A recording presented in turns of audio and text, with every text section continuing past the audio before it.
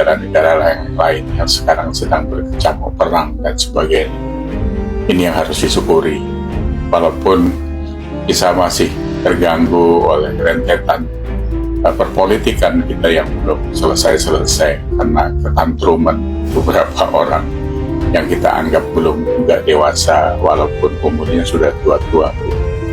Nah, kita ambil pelajaran banyak dari hal-hal yang terjadi belakangan ini, khususnya sampai hari ini adalah masalah Hasto yang sejak dipanggil KPK dijadikan tersangka, merembet kemana-mana. Katanya ada dokumen-dokumen video yang disimpan sampai ke Rusia dan sebagainya.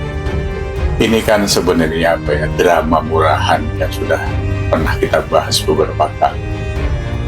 Partai besar yang mengatakan dirinya sangat demokratis dan menghormati konstitusi, sampai begitu marahnya katanya Jokowi pernah membuat kesalahan besar tentang konstitusi yang menghadirkan Gibran sebagai calon sebagai wapresnya Pak Prabowo.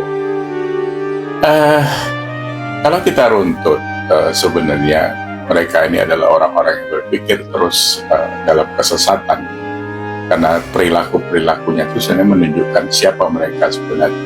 Jadi Harun Masiku kan kemarin makin jelas lagi karena ada rilis dari Prudem yang mengatakan bahwa proses itu ternyata begitu luar biasa buruknya, karena di dalamnya ternyata ada PDIP sudah bersurat 3 kali kepada KPU.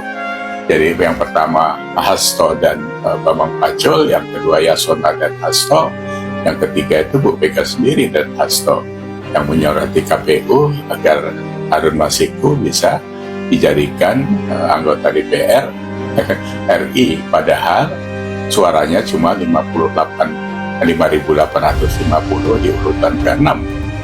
Sementara yang di urutan kedua itu adalah Rizky Aprilia, punya suara 44.000. Dialah yang berhak sebenarnya, karena yang pertama adalah masih keluar kerabatnya almarhum Pak Taufik Kemas yang kebetulan wafat sebelum ada pemilihan, sehingga suara yang didapat 63.000 diserahkan ke partai.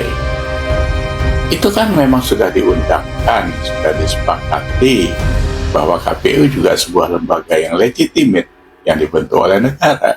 Jadi kalau KPU mau diobok-obok dengan kemauan sendiri dari partai-partai seperti PDIP ini mencederai konstitusi, undang-undang, demokrasi dan semualah yang selalu kalian klaim sebagai kalian yang paling baik di dalam menjalankan itu. Ternyata apa yang terjadi sekarang itu mencoreng muka kalian sendiri. Jadi buruk muka, kaca dibelah, gitu lagi. Nah, semoga ini tidak terjadi. Jadi bukan sekedar begitu saja. Kedepannya ini sudah menjadi pelajaran buat partai-partai yang lain. Karena perpolitikan Indonesia ini kan sudah dibaca masyarakat bahwa tidak baik-baik saja gitu. Karena dari mulai korupsi, dari mulai politik uang dan sebagainya itu sudah menjadi rasio. Nah, kalau ditarik benang merahnya, kelakuan-kelakuan PDIP ini ya sama apa yang terjadi baru-baru ini di Jatim kan. Gara-gara kemanaan Bu Mega si Romi untuk bisa jadi anggota DPR, disundullah 2 pecaleg jadi di atasnya. Ini kan kesewenang-wenangan. Jadi sebenarnya bukan selesai di situ saja, karena itu internal PDI.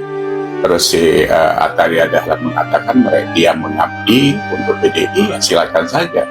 Tapi kalau dia dicatat sebagai orang yang dipilih karena memang ada rakyat yang memilih, terlepas rakyat itu kalian bayar atau tidak itu urusan lain.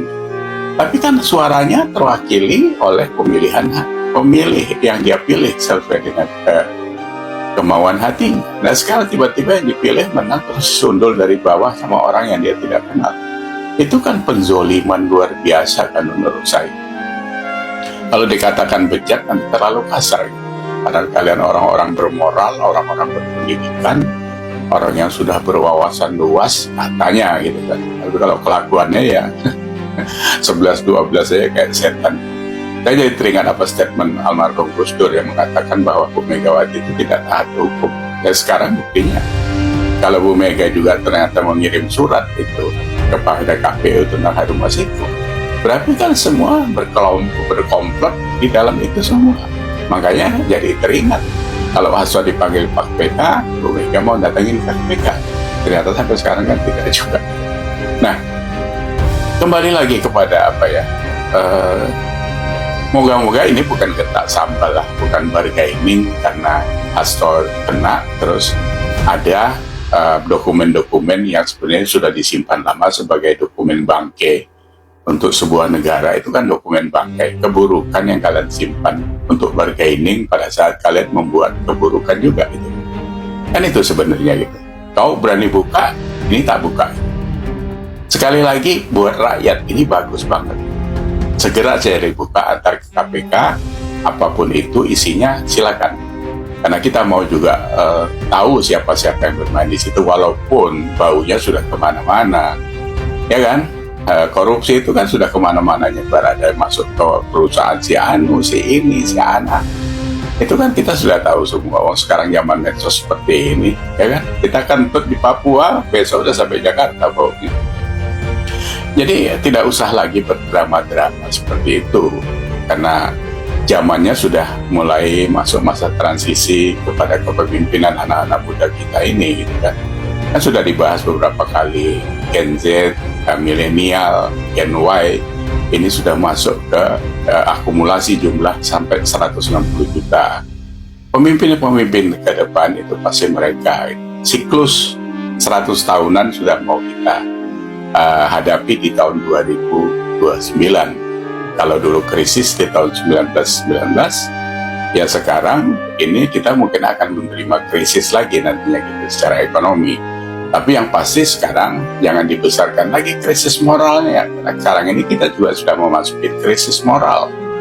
Itu yang harus dihilangkan gitu. Jadi berilah contoh-contoh yang baik pada anak-anak kita. Kalian sebagai politikus, mungkin anak-anaknya juga masuk di politik juga. Jangan dikasih bekal-bekal yang tidak baik seperti itu. Sekarang saja kan sudah banyak yang karbitan itu. Ada anggota DPR umurnya 25 tahun, saldonya 38 miliar, ada yang 317 miliar. Itu kan anak-anak kalian yang duduk di DPR sana dengan entah uang haram dari mana, kita nggak tahu lah, urusan kalian. Tapi apakah generasi ke depan itu modus seperti itu mendidik? Jadilah tauladan yang baik, gitu. Jadi orang tua yang baik, sehingga negara ini ke depan bisa aman dengan apa yang kita harapkan. Jadi tadi saya baca dari orang Jawa Pos yang mengatakan bahwa sebuah ketidakbaikan kalau Anda bawa tidur saja, itu besok membawa energi yang buruk terhadap kita dan keluarga kita. Anda sakit hati, Anda berbohong, Anda maki-maki orang, Anda membuat fitnah, itu akan merusak sel-sel otak kalian, sel-sel spiritual kalian ke depan, yang akan terus tidak akan bisa bangkit dalam sebuah kebaikan. Itu luar biasa ngerinya sebenarnya. Ini kan harus disadari juga oleh kita sebagai orang tua. 2029, kita yang bawa kemenyan ini sudah mulai menyingkir. Jangan ngurusin negara ini dengan keburukan seperti ini. Jadi harapan kami sebagai rakyat biasa yang terus mengikuti sepak terjang kalian ini, ya cuma bisa menghimbau saja. Karena sekarang yang mencuat adalah kasus-kasus yang dibuat oleh PDIP sejak Pak Jokowi tidak di sana sampai sekarang ini. Ya apa boleh buat, kami berkomentar banyak tentang PDIP.